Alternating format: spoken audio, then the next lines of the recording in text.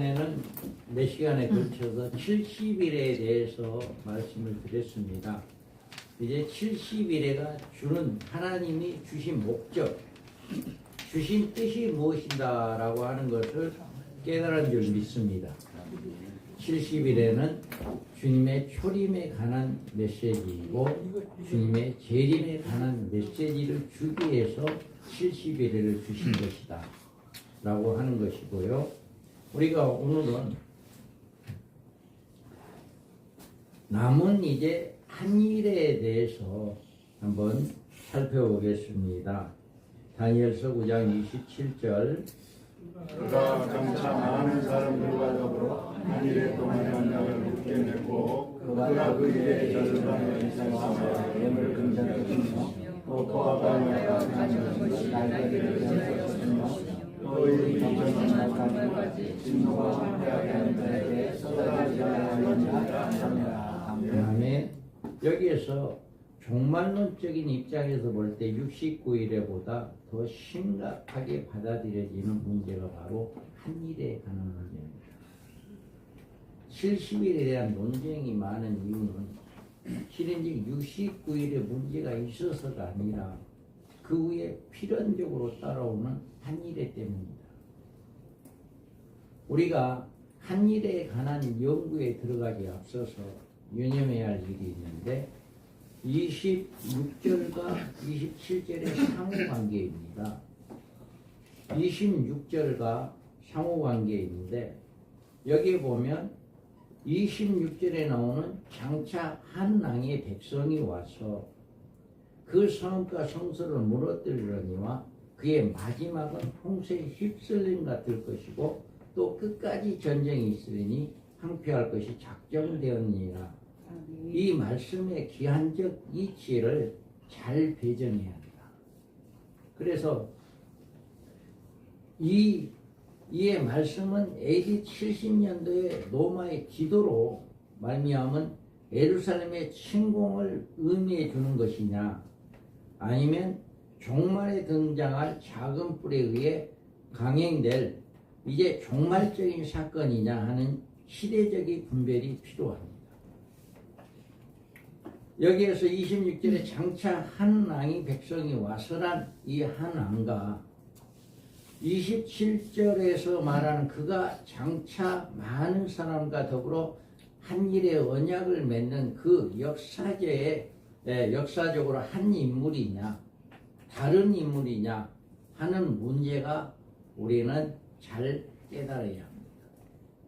만약에 26절의 장차 한 앙을 70년대 기도로 해석하고 27절에 언약을 맺은 그라고 하는 그를 같은 인물로 해석한다면 한 일에는 종말적인 기간이 될 수 없고 신약시대의 상징이라고 해석할 수밖에 없습니다. 그러나 반면에 한 왕을 기도로 해석하고 그 뿔, 적그리스도로 해석한다면 문맥이 맞지 않을 뿐더러 문장 해석상 하나큰 모순이 되지 않을 수 없습니다. 여기에서 26절에서 장차 나오는 한 앙은 27절에서 한 일의 언약을 맺은 장차 등장할 그와 동일한 인물이다. 장차 한 앙이 예루살렘에서 성에 들어가 행할 일은 한 일의 중에 여기에서 한 일의 중에 적그리스도의 작은 뿔인 행할 일에 대한 결론으로 결과적으로 동일한 사건임을 우리는 문맥을 통해서 파악할 수가 있습니다. 그리고 26절과 27절의 사건은 별개로 구분시킬 사건이 아니라 적그리스도에 의해서 한 일의 중에 예루살렘에 자행할 사건을 두 가지 형태로 언급해 되어 있다. 그래서 우리는 이와 같이 되어 있다라고 하는 것을 알 수가 있습니다. 그래서 우리가 여기에서 보면 예루살렘을 쑥대밭으로 만들어 놓고 수많은 유대인들을 죽이고 세계에 흩어진 70년대 기도의 예루살렘의 침공은 크고 놀라운 사건이긴 하지만 70일의 계시에는 들어가야 할 이유도 들어갈 필요도 없다. 이 70일에는. 왜냐하면 70일의 계시는 다만 초림의 메시아와 재림의 메시아의 등장 시기를 징조적으로 보여주시려는 그 분명한 목적이 있고 이로 인해 이스라엘의 장래에 있을 구원의 약속과 메시아 왕국에 도래라고 하는 그들의 소망이 성취되는 일에 표적을 맞추고 있기 때문에 그러므로 장차 한 왕, 이 백성을 끌고 와서 예루살렘의 성과 성소를 무너뜨리는 그 왕과 장차 많은 사람으로 더불어 한 일의 언약을 굳게 맺은 자와는 같은 하나의 인물이고 그가 다니엘서 7장에서 말하는 작은 뿔이고 신약에서 말하는 대적하는 자 곧 적그리스도이다. 이거를 이야기합니다. 예수님은 이자의 등장에 대해서 큰 의미를 주었습니다. 마태복음 24장 15절 그러므로 너희가 사순자가 아니니까 여러분의 가진 것이 거룩한 곳에 선 것을 먹으려고 인간자는 해가 잡히니라.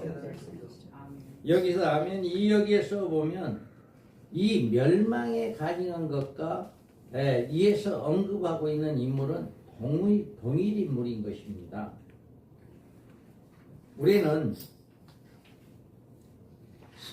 성경에서 과연 이스라엘에게 AD 70년의 노마의 디도 외에 예루살렘에 침공하여 성과 성소를 무너뜨리려고 하는 사건에 대한 예언이 있다는 것을 믿느냐는 문제에 대해서 우리는 해답을 찾아볼 수 있습니다. 그래서 먼저 AD 70년도에 있었던 사건으로부터 우리가 보면 이 문제에 대한 예언은 예수님에 의해서 이미 언급되었습니다. 누가복음 19장 41절 가까이 사람을 보고 오시며 일신에게 너도 은평화에 관한 일을 알더라면 좋을 뻔하였거니와 지금 내 숨이 더 졌도다. 나를 이룰지라 내 원수들이 폭군을 쌓고 너를 불러 사람으로 가리고 또 너와 그 가운데 있는 내 자식들을 땅에 내치며 오늘 하나님을 보내지 아니하니 이는 제가 내가 필요한 나를 말씀하심으로 인합니다 하시니라. 아멘. 이 사건은 분명히 기도에 의한 예루살렘 침공에 관한 AD 70년대의 사건임이 틀림이 없습니다. 인류 종말의 또 다른 예루살렘 침공 사건에 대해서 예수님은 언급하신 말씀이 있다는 사실을 우리는 명심해야 합니다. 누가복음 21장 20절에 24절 너희가 예루살렘 군대들에게 에워싸이는 것을 보거든 그 멸망이 가까운 줄 알라. 그때 이에 자들은 산으로 도망갈 것이며 성내에 있는 자들은 나갈 것이며 전에 있는 자들은 그리로 들어갈지 말지어다. 이날에는 기록된 모든 것을 이루는 증거를 가리리라. 그날에는 나의 자들과 장모인 자들이 되어가겠으니 이는 나의 아마다라와 십육사십의 증거가 있겠으리로다. 그들이 칼날의 죽임을 당하며 모든 이방에 사로잡혀가겠고 예루살렘 이방인이 깨닫기까지 이방인들에게 알피리라. 아멘. 이와 같이 수많은 성경의 해석자들은 이에 예수님의 말씀을 AD 70년도 기도의 침공 사건으로 보는 일에 아무도 의의가 없다라고 하는 것을 이렇게 볼 수가 있습니다. 이 예루살렘의 군대에서 에워싸이는 것을 보거든이라고 하는 말씀이나 예루살렘은 이방인의 때가 차기까지 이방인들의 발길이라고 하신 말씀 등으로 미루어 이 말씀은 예언은 분명히 기도의 침공에 의해서 AD 70년대에 이루어질 것이라고 속단해 버립니다. 그러나 이 같은 해석은 성경 이해에 대한 대단한 잘못된 오해에서 나온 것이다. 예루살렘의 군대에게 에워싸이는 것을 보거든 예수님 이 같은 언급은 장차 한 왕의 백성이 와서 그 성읍의 성소를 해파하는 일에 대한 예언이다. 20절에 나오는 너희가 예루살렘의 군대에게 에워싸이는 것을 보거든이라고 하신 문제는 장차 하나님의 군대, 작은 뿔인 적그리스도 군대가 예루살렘을 침공할 때 할 일에 대한 언급인 것이다 라고 하는 것을 우리가 볼 수가 있습니다. 마태복음 24장 15절 그러므로 너희가 선지자 다니엘이 말한다. 멸망이 나타나면서 거룩한 것을 보거든 읽는 자는 깨달을진저. 다음에 여기에서 보면 이렇게 군대가 예수하는 것을 보거든 멸망이 가까운 줄 알라라고 이야기합니다. 이와 같이 우리는 종말에 예루살렘의 적그리스도의 군대에서 침공당하여 어려움을 당할 것을 또 스가랴에서 예언을 해주고 있습니다. 우리가 이와 같이 성경에서는 여러 군데에 이렇게 예루살렘의 기도가 이루어질 말씀과 또 예수 그리스도 마지막에 주님의 재림으로 인해서 또 적그리스도에 의해서 이루어질 모든 말씀들이 기록이 되어 있다. 우리가 종말에 이와 같이 스가랴서 14장 1절 2절을 읽어봅니다.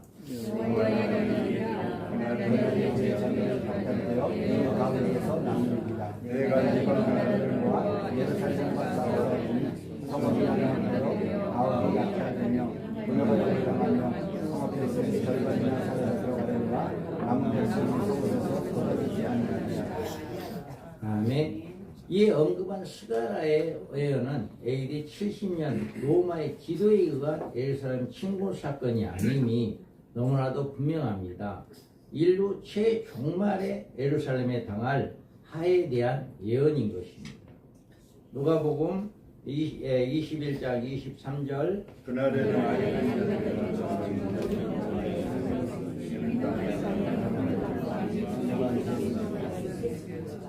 다음에 여기에서 예수님이 말씀하신 이 사건은 비단 예루살렘의 거민에게만 진노가 임하는 것이 아닙니다.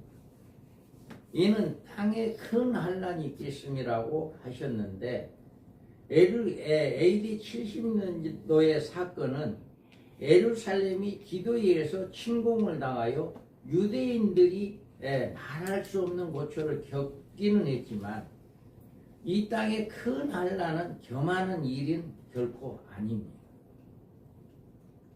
그래서 여기에서 누가복음 21장 24절 읽어봅니다. 그들이 나라의 주님을 당하며 모든 일과에 사라져가겠고 예루살렘은 이방까지 이방인들에게 가리리라. 다음에 여기 24절에 나온 말씀 보면 예수님의 언급이 AD 60년, 70년대 사건으로 착각하기가 쉽습니다. 그들이 칼날에 죽임을 당하며 모든 이방에 사로잡혀 가겠고 예루살렘은 이방인의 때가 차기까지 이방인들의 발필이라고 하는 그 말씀입니다. 예루살렘은 지금 누가 점유하고 있는가라고 하는 것입니다. 아직까지 이방인들의 점령 지역은 남아있는가? 만약 예루살렘이 이방인에 짓밟히지 않고 이스라엘에 의해 회복이 되어 다스려지고 있다면 이미 인류의 종말은 당도했어야 한다. 이미 지금 예루살렘은 1967년 6월 6일 이래 계속해서 이스라엘의 합법적인 영토로 이스라엘에 의해서 다스려지고 있고 이스라엘의 정치적 수도가 되어 있습니다. 우리는 누가복음 24장 24절에서 나오는 이방인의 때가 차기까지의 기간을 70년대 이후 이방인들에게 짓밟혔던 예루살렘에서 이방인들의 이제 물러서기까지의 기간으로 생각하고 이방인의 때까지가 차면 예수님이 재림이 있게 될 것이라고 믿어왔습니다. 그리고 예루살렘이 회복되면 곧 주님의 재림이 있을 것이다 여겼습니다. 그러나 예루살렘은 회복이 되어 이방인 때가 지났는데도 주님의 재림은 아직 없다. 그러면 왜 그런 것인가 라고 하는 것을 우리가 살펴봅니다. 이방인의 때란 인류 종말에 유대인에게 해당되는 환란의 기간을 말하는 것이지 70년 이후에 이방인의 예루살렘의 점령 기간을 이야기해 주는 것이 아니다. 종말에는 이방인에 표현된 적그리스도의 군대 하나님의 백성에 의해서 성읍 백성이 절반이나 사로잡혀가는 사건이 일어납니다. 스가랴서 14장 2절입니다.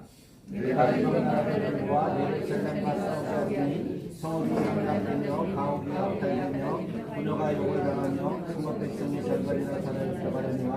남은 백성은 성읍에서 끊어지지 아니하리라. 다음에 또 여기에서 보면 다니엘서 7장 25절입니다.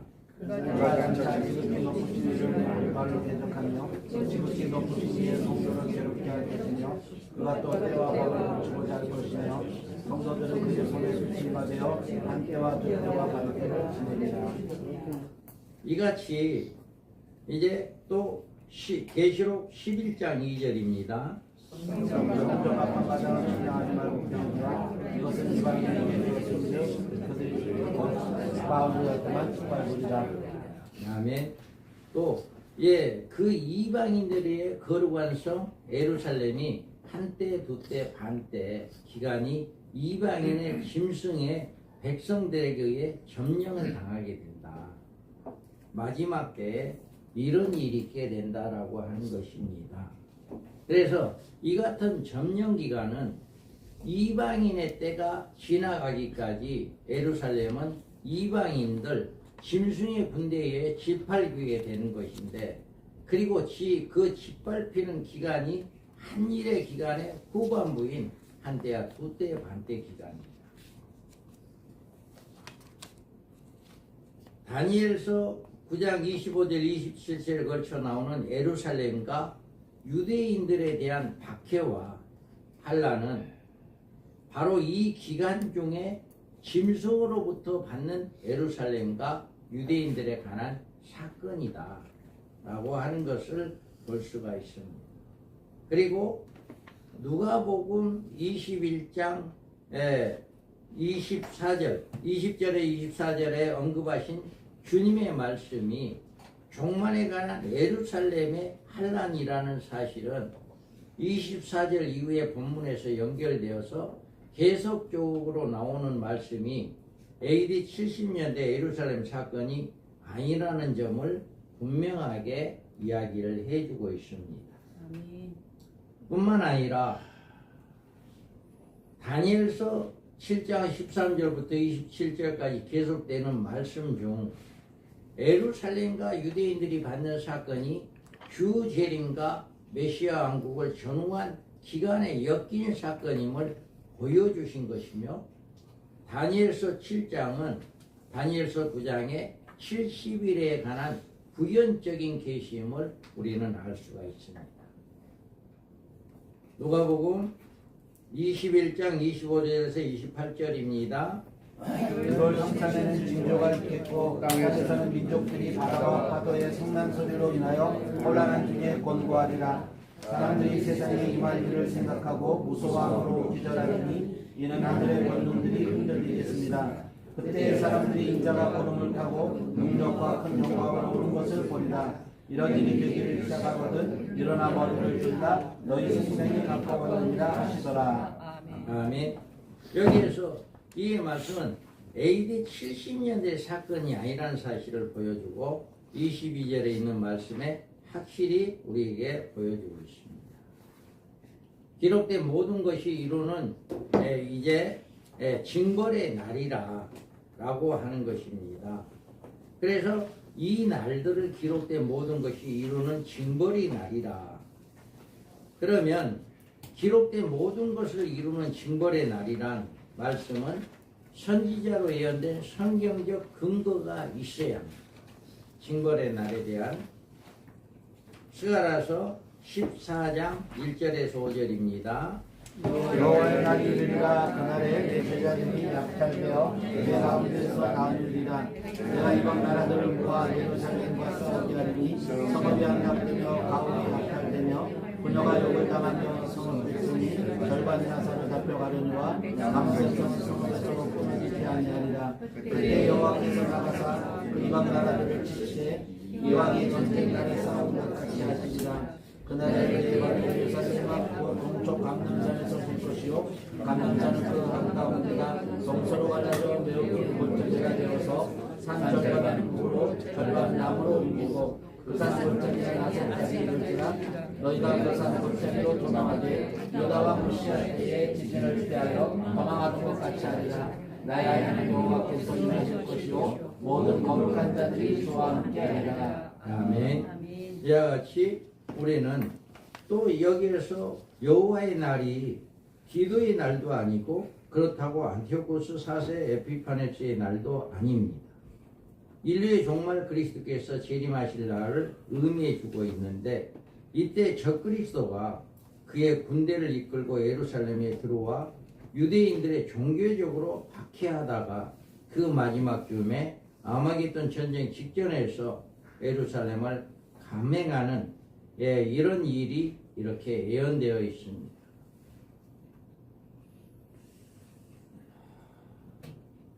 우리는 여기에서 보면 누가복음 21장 20절에서 24절입니다. 너희가 예루살렘에 그날만은 가까운 줄 알라. 그때 이에 있는 자들은 산으로 도망갈 것이며 성도에 있는 자들은 나갈 것이며 전에 있는 자들은 그리로 들어가지 말지어다. 이 날들은 기록된 모든 것을 이루는 징벌의 날입니다.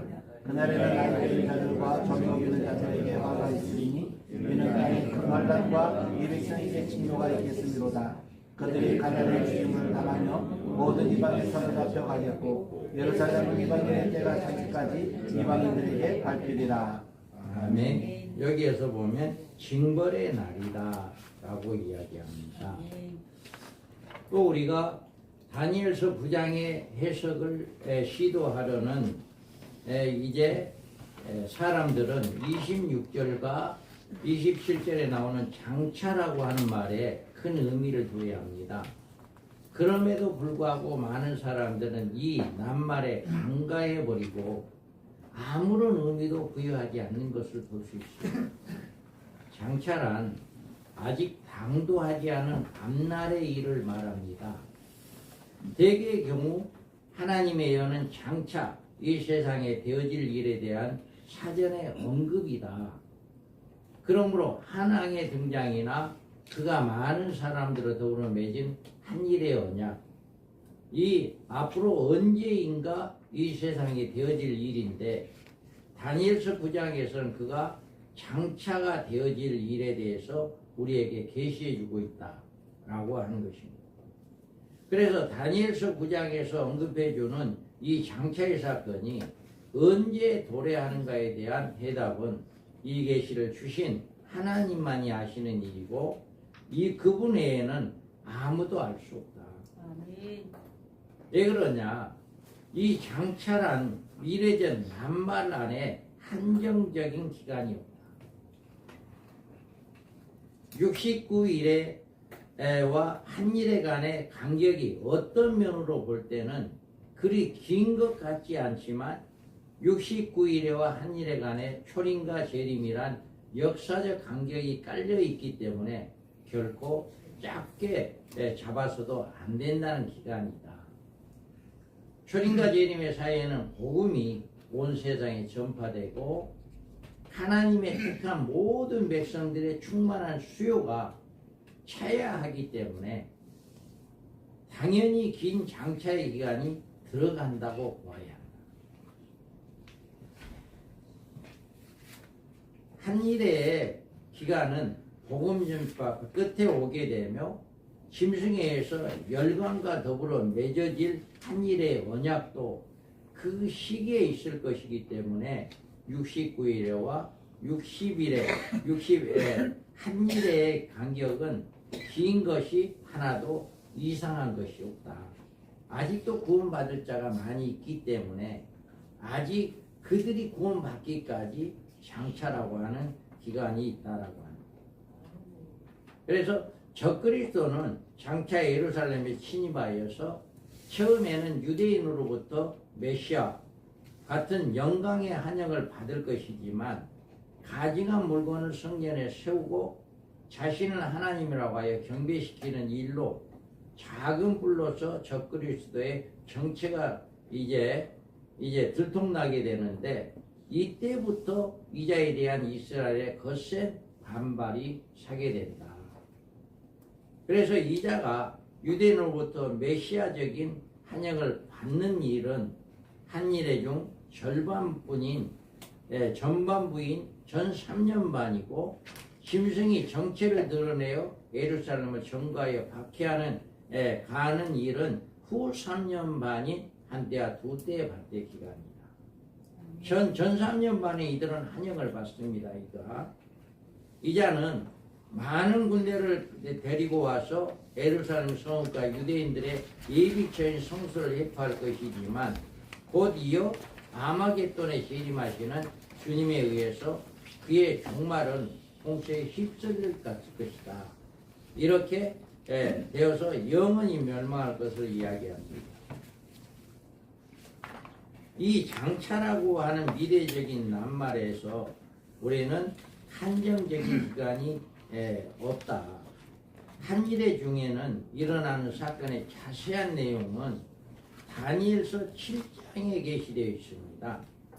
다니엘서 7장 13절부터 27절까지는 종말의 예루살렘에서 있을 사건이 나오는데 이 사건의 내용으로 볼 때 이 사건은 한일의 기간 중 후반부인 한때와 두때에 벌어질 사건이다 라고 하는 것입니다. 우리가 여기에서 다니엘서 7장 13절 읽어봅니다. 내가 또 밤 한잠 중에 보니 여자 같은 이가 하늘 구름을 타고 와서 외척부터 항상 계신 이에게 나아가 그 앞으로 인도되며. 아멘. 여기에서 이렇게 인자 같은 이가 하늘 구름을 타고 왔다라고 얘기해요. 또 다니엘서 7장 18절에 읽어봅니다. 지극히 높으시기에 성도들이 나라를 얻으리니 그 노림이 영원하고 영원하고 영원하리라. 다음에 이와 같이 이렇게 18절에서 지극히 높으신 이의 성도를 나라를 얻는다는 말씀에서 이런 사건은 이제 70년대가 아니라 인류 종말인 메시아 재림 시에 한일의 중에 있을 것을 이야기해 줍니다. 여기에서 우리가 도표로 살펴보면 70일의 시작이고 예루살렘 중건령이 BC 445년입니다. 그래서 69일에가 끝나고 메시아의 끊어짐이 AD 32년입니다. 장차의 기간이 예루살렘 멸망. 그래서 이스라엘의 회복이 1948년에 이루어졌고 AD 70년에 이루어집니다. 예루살렘 멸망이 AD 70년이고, 자, 한일의 언약이 열불의 형성, 짐승이 대두합니다. 그리고 이방인의 구원의 시기가 메시아의 끊어진 예수님이 죽으시고 부활하신 그 시기부터 한일의 언약이 이루어지는 거기까지가 이방인의 구원의 시기다. 그래서 지금은 이방인의 구원의 시기가 된다 하는 것을 이야기하고요. 남은 한일에는 전 3년 반과 후 3년 반으로 나누고, 여기에서 전 3년 반은 이방인의 구원의 수가 충만하게 차는 복음의 시대입니다. 두 증인의 활동 시대예요. 그리고 후 3년 반은 유대인들의 환난 받는 시간이다. 그래서 이와 같이 70일회가 끝나고 유대인의 구원이 이루어진다. 그래서 메시아의 왕국이 이루어지는데 천년왕국에서 천년왕국의 복은 허물이 그치고 죄가 끝나고 죄악이 용서되고 영원한 의의가 드러나고 환상과 예언이 응하고 메시아가 왕으로 되신다 라고 하는 것을 이렇게 이야기를 하고 있습니다. 이와 같이 우리는 많은 사람과 더불어 한 일에 동안 언약을 굳게 맺는 이런 일이 있게 되고, 이 한 일에 관한 계시는 종말론에서 굉장한 의미를 가지고 있습니다. 우리는 이 문제를 연구하는 일에 성경 전체의 내용과 우리의 성경에 관한 지혜를 총동원해야 하고, 성령이 주시는 계시에 대한 조명을 올바르게 사용해야 합니다. 그렇지 않으면 이 한 일에 대한 성경적인 이해에 이르지 못할 것입니다. 한 일이란 도대체 성경에서 얼마간의 기간을 의미해 주는 숫자인가? 한 일회가 7년 한란과는 숫자적으로 공통점이 있는 것인가? 적용시켜도 되는 것인가? 많은 목회자들이 한 일회를 종말적인 한란 기간이 7년과 연관시켰다가도 곧 회의심을 가져서 흔들리는 이유가 7년 한란설이 세계주의적 종말론에서 나온 것으로 착각하여서 오해를 받을 수가 있기 때문입니다. 7년 한란이란 단어는 세대주의의 자들이 만든 용어가 아닙니다. 다만 세대주의에서 이 용어를 잘못 이용하고 세대주의 신학에서 잘못 활용되어 왔기 때문에 내면당하고 있을 뿐, 만약 종말론에서 7년이란 종말적 기간을 뺀다면 요한계시록은 성경적으로 해석할 수가 없다. 7년 한란설은 세대주의 신학에서 만들어진 신학의 용어가 아니다. 7년 한란설은 세대주의의 신학 창시자인 18세기 영국 다비보다 수세기나 앞서 신학계에 대두되어 신학적으로 이미 자리를 잡아온 세대주의에서 세대주의적으로 이상하게 해석함으로 세대주의의 종말론의 전유물로 이렇게 오해받게 한다. 그러나 7년 한란설은 성경에 명시되어 있는 성경적 용어이다. 아멘. 저자가 우리 민명수 목사님이 이런 사실을 강조하는 이유는 7년 한란의 종말론적 입장을 취한다고 세대주의적인 종말론을 따르는 일이 아님을 분명히 알아는 데 있습니다. 7년 한란의 낱말이 동일하다고 해서 그 내용까지 같은 것이 아니다. 아멘. 반드시 다릅니다. 세대주의에서 한란 기간인 7년을 유대인들의 회개 기간으로 보고 있고, 다른 말로 표현하면 메시아 왕국의 회복 기간으로 보고 그렇게 해석을 한다. 이 기간은 교회와 무관하고 유대인들에게만 해당되는 기간이라고 말하는데, 그래서 그들은 교회의 7년 한란 전후교를 이렇게 주장한 게 세대주의다.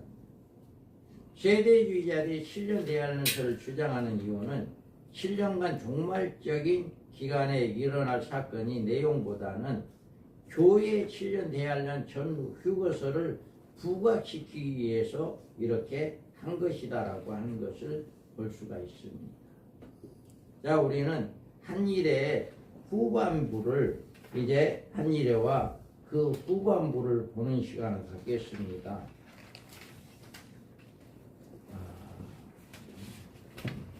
그래요.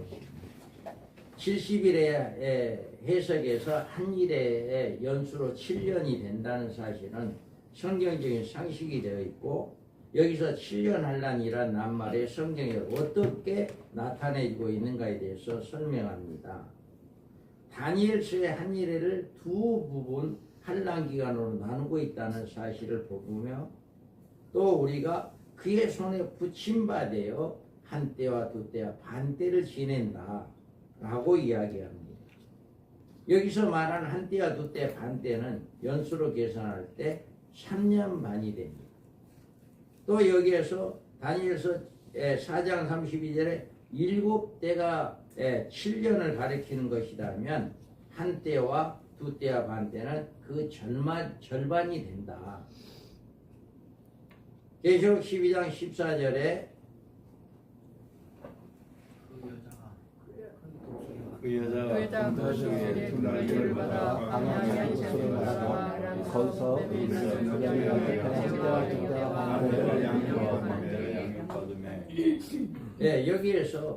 여기에서 이야기합니다. 여자가 강야로 도망가 거기서 1260일 양육받기 하나님 예비한 곳이 있더라. 한 때야 두 때, 반 때, 1260일 같은 것입니다. 그러므로 한 때야 두 때, 반 때 기간에 1260일간 기간은 동일한 기간으로 1260일 연수로는 3년 반이다. 마지막 종말의 적그리스도가 사탄의 능력과 권세와 보좌를 가지고 이 세상에 42달을 다스리게 되는데, 이 기간은 적그리스도가 예루살렘을 짓밟는 기간인 한때와 두때, 반때 기간이 같은 기간이 됩니다. 후 3년 반에 있는, 그리고 42달은 날수로 1260일이고 연수로는 3년 반이다. 지금까지 성경적인 근거를 가지고 증거한 3년 반, 1260일, 42달, 한때와 반때 기간 모두 7년 한란 기간 중 후반부에 속한 후 3년 반의 시기에 일어난 사건들을 이야기하고 있다. 그래서 이러한 기간을 종말을 가리키는 하나의 성경적인 원칙이 되어 있다. 이 성경적 숫자나 연수는 모두 70일의 계시 중 한 일에 파생된 것이다. 성경 어느 곳에서도 이런 연수나 날수를 가리키는 것이 없다. 이 연수나 수요는 다니엘서나 요한계시록에서만 계시하고 있는 것이다. 그래서 결코 어느 시대에 나타내는 상징적 수요가 아님을 우리는 알아야 하고, 이 숫자는 문자적인 실제적인 수요임을 알아야 합니다.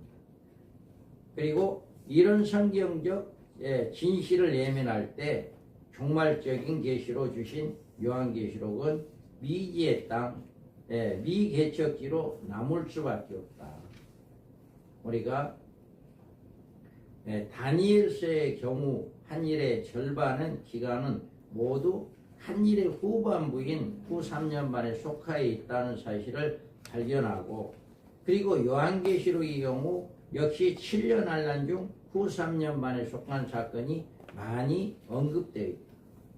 그 이유는 적그리스도의 활동이 후 3년 반에 본격적으로 나타나고, 인류의 종말적인 심판이 둘째와 셋째가 후 3년 반에 있고, 짐승에 의한 경배와 짐승의 표로 인한 박해와 살상이 후 3년 반 기간에 본격적으로 이루어지기 때문입니다. 이 같은 사실을 볼 때 후 3년 반이야말로 인류 대환란 기간이 말할 수 있습니다. 유대인들이 당하는 후 3년 반 경우 세상에 당하는 상황과 전혀 좀 다릅니다. 다니엘서에 계시된 한일의 계시 중에 한일의 절반 기간이 전반부 전 3년 반에 관한 계시에 빠져 있는데, 유대인들에게 있어서 전 3년 반은 짐승에 의한 환란 기간이 아니라 유대인들이 짐승을 환영하고 영접하는 기간이라는 사실을 우리는 볼 수 있다. 그리고 짐승은 유대계 혈통의 인물로 등장하게 될 것이다. 그가 열강과 더불어 맺은 한일의 언약은 이스라엘이 아랍 진영에 협공을 당하는 국가적 이기 상황에서 그 전쟁을 억제하는 한일의 동안의 평화협정을 통해서 이스라엘을 일대 이기에서 건져내는 역할을 하였기 때문입니다.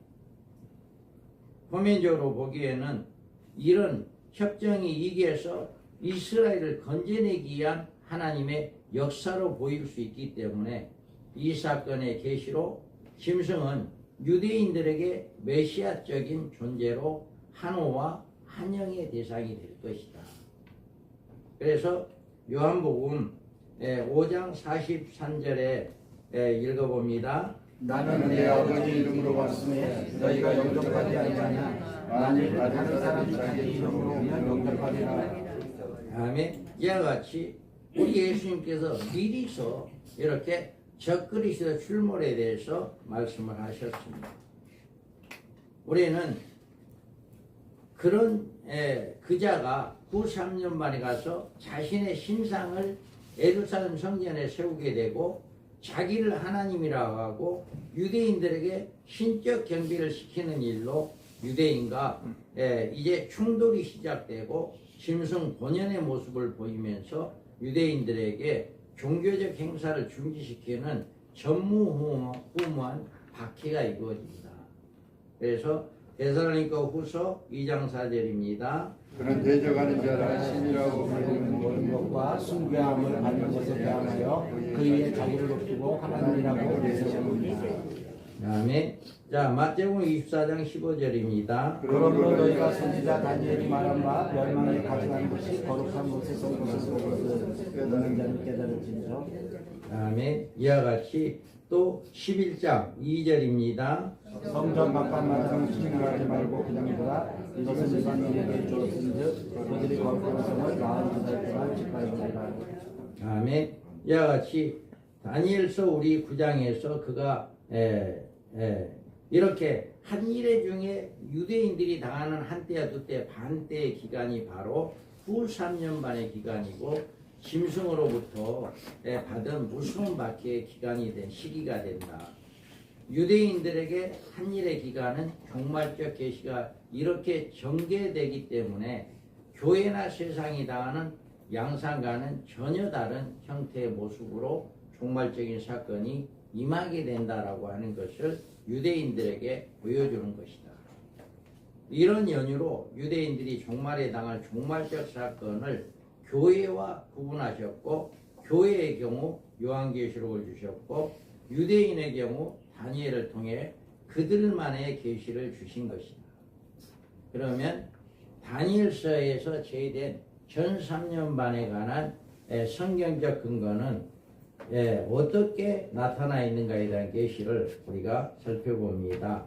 우리는 다니엘서의 후 3년 반에 관한 계시만 다루고 있는 사실에 대해서 그 까닭을 알아야 하는데 작은 뿌린 적그리스도에 의해서 유대인이 짓밟힘을 당한 기간이 후 3년 반인 그 이유이기 때문에 전 3년만 기간은 유대인들이 적그리스도로부터 피해를 받는 기간이 아니다. 그래서 오히려 유대인들은 한일의 언약으로 전쟁의 위기에서 벗어나게 되고 그뿐 아니라 공로자가 다름 아닌 열불 지배자가 되는 사실을 알게 되고 그자의 활동이 유대임을 알게 되었을 때 그들은 호산나를 외치면서 예루살렘 입성을 환영하게 될 것이다. 그것이 바로 전 3년 반이 된다. 그래서 전 3년 반은 하나님의 교회에만 해당되므로 유대인들에게는 아무런 의미가 없다. 그리고 전 3년 반 기간 이 사회에서 적그리스도에 대한 놀라운 지지와 환영을 보내며 그를 전쟁에 이기해서 세계를 구한 세상의 구주인 인류의 메시아로 영접하기 때문에 이 기간은 세상에서 환난 기간이 될 수가 없다. 하나님께서는 짐승의 통치하에 후 3년 반의 교회를 건져내시기 위한 종말적인 사역을 두 증인의 예언 사역으로 이루시는데, 그런데 이 예언 기간이 1260일, 곧 3년 반, 이 기간이 전 3년 반이다. 그래서 이 기간이 전 3년 만이라는 증거는 두 증인이 1260일간 예언 사역을 마칠 때 짐승에서 죽임을 당하게 되고 이 세상 곧 후 3년 반으로 넘어가기 때문에 우리가 두 증인의 예언 사역을 하는 1260일간은 전 3년 반이고 짐승이 예루살렘을 짓밟고 세상을 통치하는 42달간은 후 3년 반을 한산되어도 도합 7년간이 되고 이 7년간은 한일의 기간 또는 7년 한란으로 보고 있다. 그래서 짐승으로부터 받은 박해와 세상에 내리는 하나님의 심판은 초대 교회를 예비처로 옮기신 후인 후 3년 만에 가서야 드러난다. 둘째 하와 셋째 하의 재앙을 쏟아지고 짐승의 본격적인 폭정이 시작되는 시점이 후 3년 반이기 때문이다. 적그리스도가 세상으로부터 한역을 받는 모습이 성경에서 이렇게 언급되어 있습니다. 계시록 13장 3절 4절입니다. 내 머리 하나가 상하여 죽게 된 것 같더니 그 죽게 되었던 상처가 나오매 온 땅에 놀랍게 여겨 짐승을 따르고 용이 짐승에게 권세를 주므로 그에게 경배하며 짐승에게 경배하는 일에 누가 이 짐승과 같으냐 누가 이와 더불어 싸우려 하더라. 다음에 이와 같이 요한계시록에서 적그리스도를 짐승이라 표현한 것은 다니엘서 7장에서 네 번째 짐승이 작은 뿔 곧 적그리스도로 등장하기 때문입니다. 이와 같이 우리는 마지막에 한일회가 전 3년 반에는 두 증인의 예언 사역으로 마지막 때 첫째 하에 통과하는 이제 슬기로운 다섯 처녀들이 예비처에 들어가게 하기 위한 그 전 3년 반이 1260일 동안 예언하는 기간이고 후 3년 반은 적그리스도의 통치 시대로 유대인들의 박해하는 기간이다 라고 하는 것을 이렇게 이야기하고 있습니다. 그래서 우리가 오늘